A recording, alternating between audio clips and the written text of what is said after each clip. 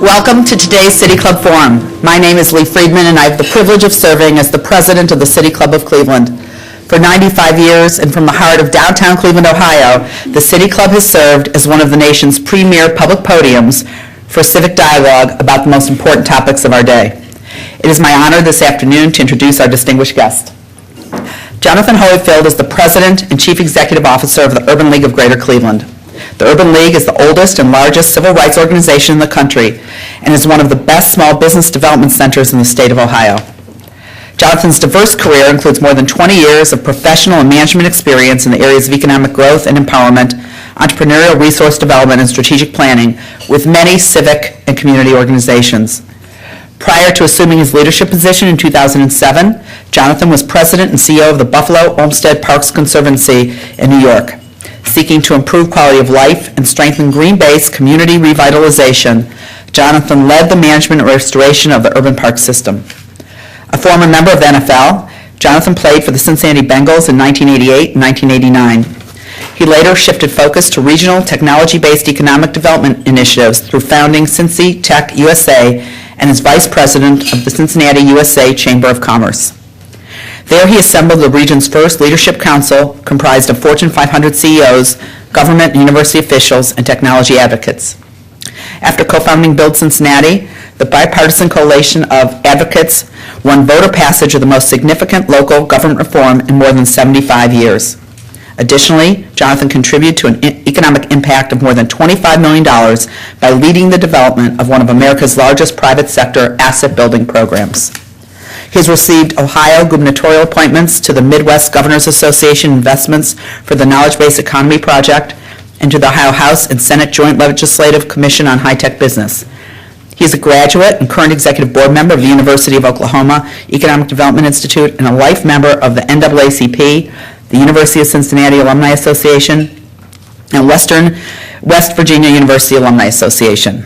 Please join me in welcoming to the podium the President and CEO of the Urban League of Greater Cleveland, Johnathan Holifield.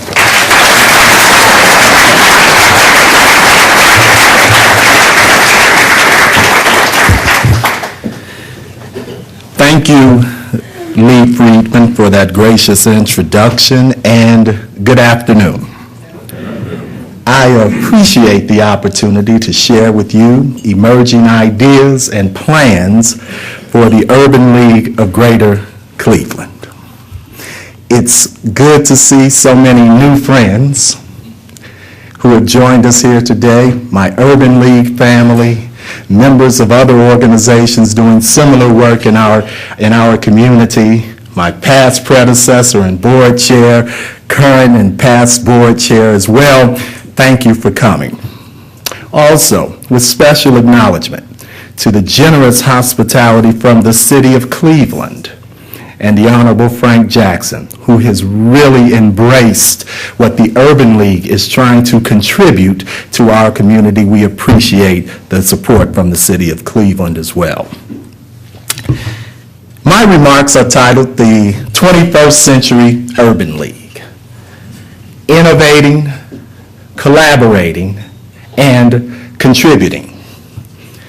And as Ms. Friedman was very complimentary, even generous in her introduction, it really sets the stage for why I chose this opportunity. It's really a rather modest, even simple reason. I came to Cleveland and assumed the leadership of the Urban League to help African Americans and others empower themselves to make our community better. That's it. I think I can help. I think I can help. What do we mean by empowerment? Empowerment to what end?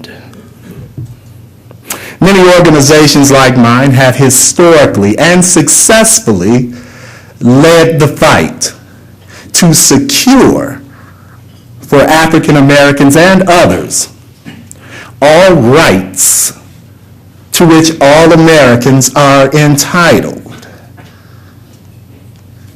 acquisition and exercise of rights. My friends, that is not the end game. That's not the end. That is the beginning. The end game is to empower ourselves to become greater contributors to the social and economic vitality and improved quality of life in our communities, our regions, this nation, and yes, the world. The acquisition and exercise of all rights and responsibilities to which all Americans are entitled is essential, necessary, a non-negotiable. But let us all be clear, that is the beginning, not the end game. The end game is to contribute one's full measure and potential. Full measure and potential to make this world the kind that we say we want it to be. I stress that point so importantly because of the legacy of the work we do.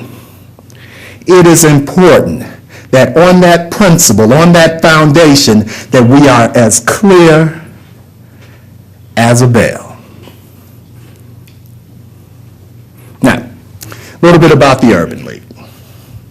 The National Urban League movement was founded in 1910 in New York City, the emergence of three Negro improvement associations that operated in the city at that time.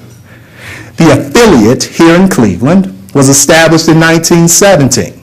So for over 90 years, the Urban League has endured, working hard to contribute to our communities.